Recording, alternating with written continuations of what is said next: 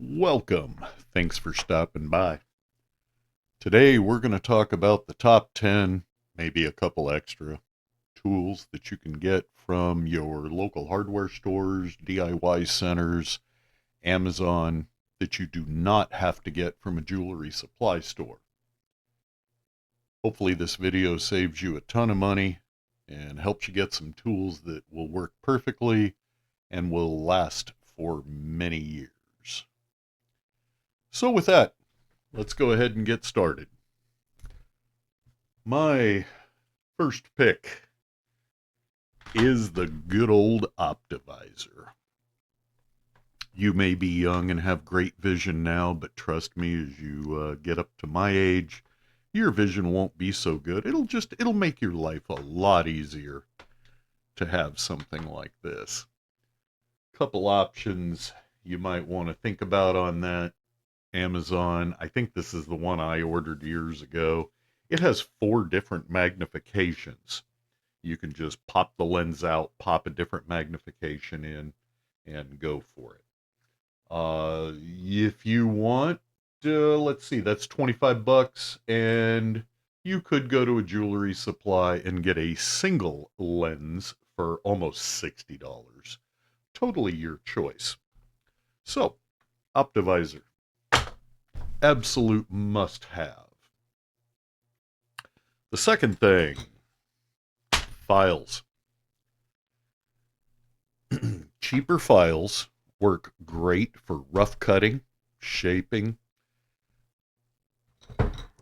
working with your pieces. You will, however, need a couple of very good fine files, for that final touch. Just a couple, you don't need a whole set. But let's talk about these files. Going over to this one.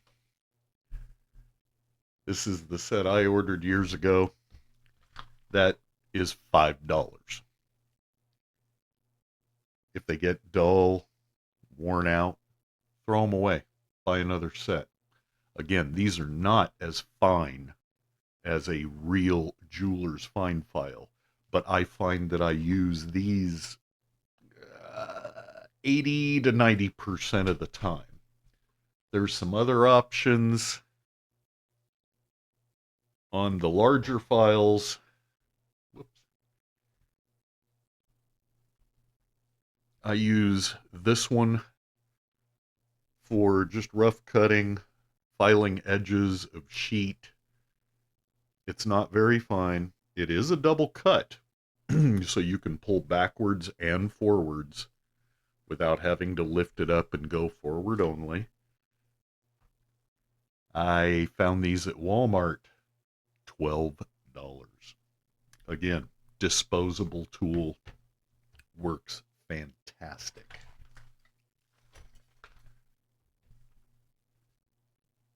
Okay. The next thing, promise you won't laugh. Get yourself a box of chopsticks. Good old wooden, not plastic, chopsticks. I use these almost exclusively for setting bezels. The wood will not scratch your bezel. It will not scratch or break the cabochon or gem you're working with. When the end gets a little screwed up, take your jeweler's saw, cut the end off, sand it if you want, go again. Once I learned the trick of chopsticks for setting bezels, I never went back. Most of you will probably have or buy burnishing tools, something like this. I'll grab these once in a great while, but for the most part, I use the chopsticks. Okay, what else is on the list? Tweezers. You really need 1 or 2 pair of decent tweezers. Many uses. You might be placing parts on the bench to see how something is going to look. You might need them for placing solder pallions. Get something with a fine tip that does actually close all the way. Sources on these are endless. Okay, tweezers. Next thing I use all the time, definitely hardware store, flush cutters.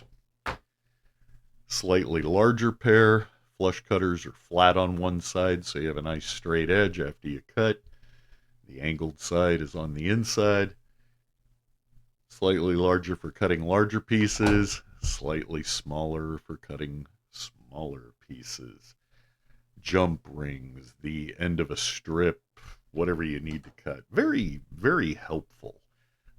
Definitely a must-have. Again, hardware store, Amazon, Harbor Freight, wherever you want to buy it.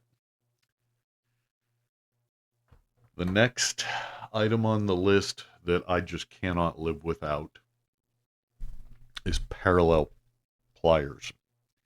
There's a few brands of these. They're about $20. Notice when I open and close them, the jaws stay parallel.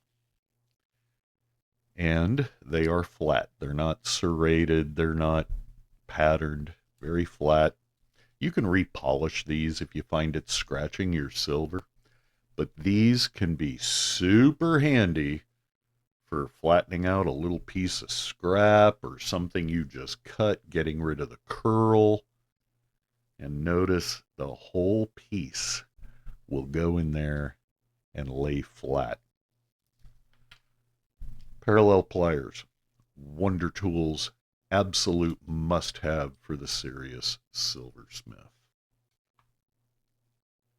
Hey, before we go on, if you get something out of this video, we'd really appreciate it if you did a like and subscribe.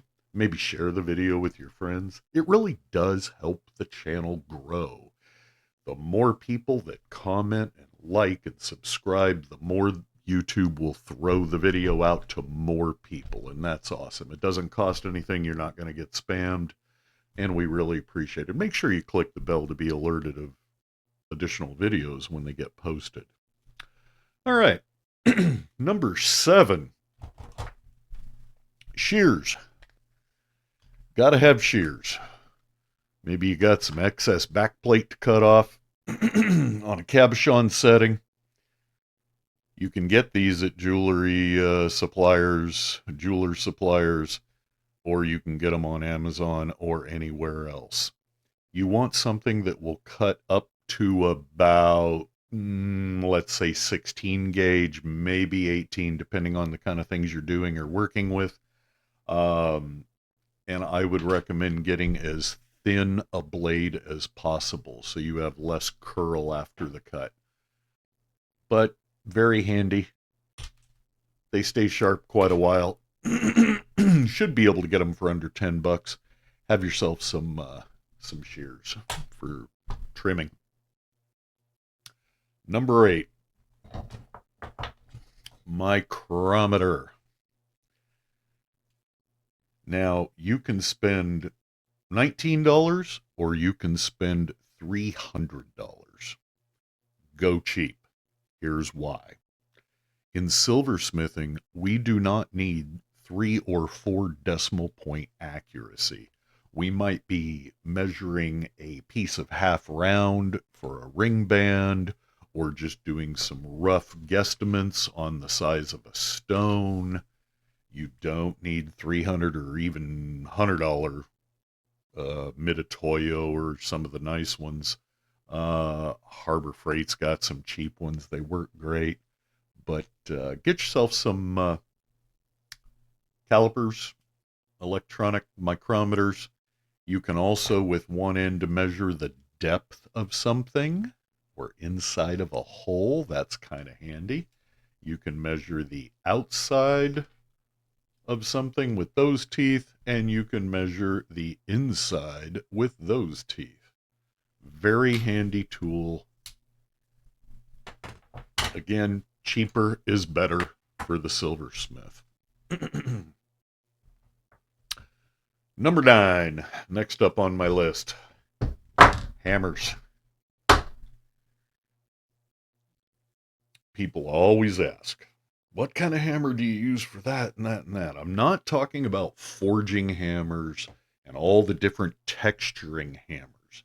What I'm talking about are basic hammers, roughing out, finalizing, forming, not anything fancy. These are just basics. Um, I bought these probably 30 years ago. Occasionally, I do have to take some sandpaper and polish the ends.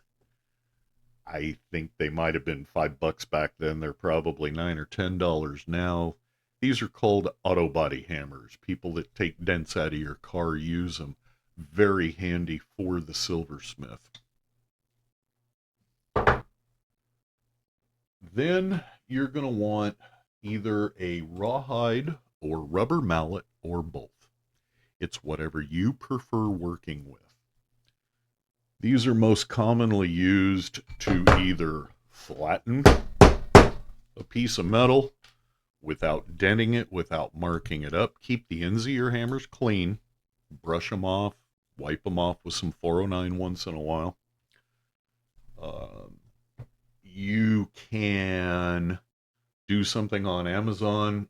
Here's a similar hammer to rubber hammer to what I have for $6.99.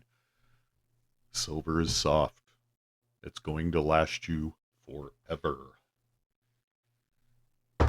Something else I spotted at a Walmart. I don't know why I was in that area. This was $6, I think. It has a little softer end and it has a little harder end. But you can see how small it is for those very finite items that we're working on. Maybe you've got a tiny little engagement ring you're trying to make round on a mandrel. Something like that. You know, you can make it round without denting, without marking. Super handy. I'm going to say I use this hammer 70% of the time. You don't have to have a giant hammer like this to make a ring band round. You can use the smaller one. If you were to use metal, you would dent up the ring band. So you want rubber or rawhide. Another option might be something like this. The rawhide is a little more expensive. This is about the cheapest one I found for rawhide, $32.78 on Amazon. You might look at Harbor Freight, Home Depot, see if they have a smaller one. You know, you're not pounding on a car axle, you're doing jewelry. So let's keep things small and handleable. Also, the lighter, smaller tools won't wear you out and tire you out as quickly. Okay, number 10. I find that I use these a lot. Round finger pliers. You can get one or the other. You can get both. They're $5 or $6 each on Amazon. Very good for rounding things, maybe a ring band or a jump ring. They have different sizes. For something this cheap, I use this 10, 15 times a week. Sometimes I want to go kind of variable size, or I want something a little smaller, like the end of a bail, the end of an ear wire. So I use these little tiny round nose, round finger pliers. Very handy, again, must have for the serious silversmith. And that wraps up the primary 10, but I would like to give one more suggestion. This green mat on my workbench. I bought this one at Hobby Lobby, and then I found that there were some cheaper ones on Amazon. Mine is a 17 by 23, so 17 inches this way, 23 this way. They come in a multitude of sizes. You can get them in gray, green, black. A good friend of mine that's a silversmith absolutely hates this green one. Someday I'm going to buy a black one just to make him happy. How you doing out there, Paul? I know you watching this video. Anywho, cutting mat. It is kind of a firm surface, but it has a little bit of give to it. If you cut it with a X-Acto knife, it seals itself back up. Again, something when it gets dirty, gets messed up, gets full of holes, throw it away, go buy another one. Hobby Lobby, Michael's, any sort of arts and crafts store like that, Amazon, you can get them anywhere. So, that concludes my top 10. Well, I made it 11 tools you got to have. You do not have to buy from a jewelry supply store. Save the money, use them for years. Go get yourself some, learn how to work with them, practice, practice, practice.